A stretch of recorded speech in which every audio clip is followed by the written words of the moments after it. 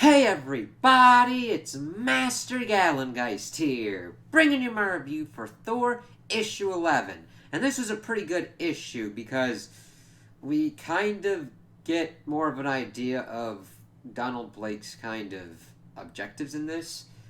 Now, granted, we understand that he is pretty much going up against Asgard for everything that has been done to him because of how Odin set up his prison in Yggdrasil and all that. But we get kind of a clear kind of pathway of what he's doing as he's eating kind of like a lunch with Jane. And it's really kind of creepy seeing how they focus on him like eating the steak and everything, but it doesn't get kind of too strange. It's just showing how kind of focused he kind of is. At first I was like, this is kind of creeping me out, but that's kind of like the intention because he's in predator mode going after his prey, and it works pretty well on that front. But he's pretty much just being like, oh yeah, I've been bouncing around trying to check on old friends and everything. She's trying to get an idea of what's going on.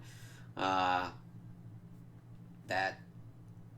ever since he's been kind of gone and they've made Thor more of his own kind of entity without double sharing with Donald, and he's just like, oh, it used to be that we would share kind of a mind, but now there's holes in my memory, and he's trying to kind of like fill in that kind of stuff and kind of get together with old friends. And Jane's explaining to him that even though she was a surgeon, she went through all that kind of stuff, but she likes being in the morgue and sending people home, in her kind of words, even though she kind of apologizes for she perceiving it as kind of morbid, talking about this with someone else like this. I'm like, no, that makes perfect sense for her to do. And of course, he's got this kind of serpent eye look, which is really great artwork as he's like taking a drink from this like steaming mug and saying that like Thor's thoughts are like very far away. We then check in with him, pretty much trying to use thunder in any kind of way he can to try and get word to like Odin, Sif, his ravens, anybody. But then one of the last people, a chaos god, Ratatosker, shows up, and this actually fits in with Norse myth because that's the kind of squirrel god that usually runs around the bottom of Yggdrasil as well, doing all kinds of like weird stuff. He's like, oh, I thought you stayed on Midgard. He's like, I'm a chaos god, man. You're the new king.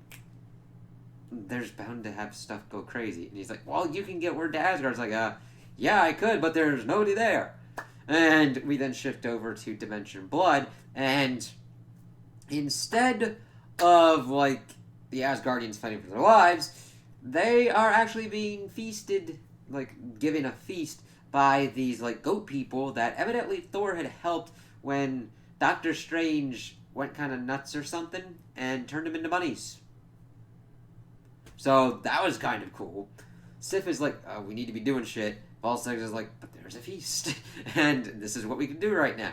She, of course, goes on to check on Bill, who is still kind of screwed up. But the goat people are doing their magics and trying to make him good.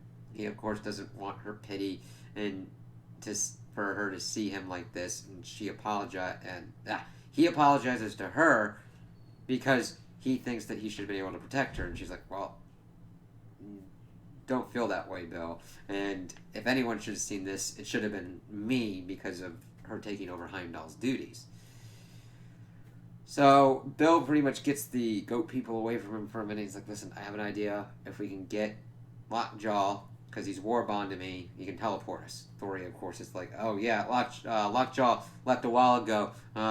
One of his other war bond had called for help, and he's been gone for hours. And Thor forgot to tell you, kind of stuff. I was like, oh shit. Well, that actually pops up very importantly as we go on. We then shift back over and we see that, of course, Donald is trying to get some more information. He really wants to know where Odin is. And he's trying to get that information from Jane. And just like, ever since the whole thing where I was Thor, we're not really talking that much. Of course, this freaks out Donald. We get this whole thing of him stabbing her in the hand with a knife and ripping out her Thor essence or whatnot. But it's all in his head, and he's like, no, I have to go now. check it with some other friends and all that kind of stuff and go on. But, yeah, you were good to me, Jane. You loved me once, and you don't deserve to be in a morgue. And he walks on. But he still has that kind of crazed kind of look in his eye, and everything is like, oh god, this is kind of going nutty.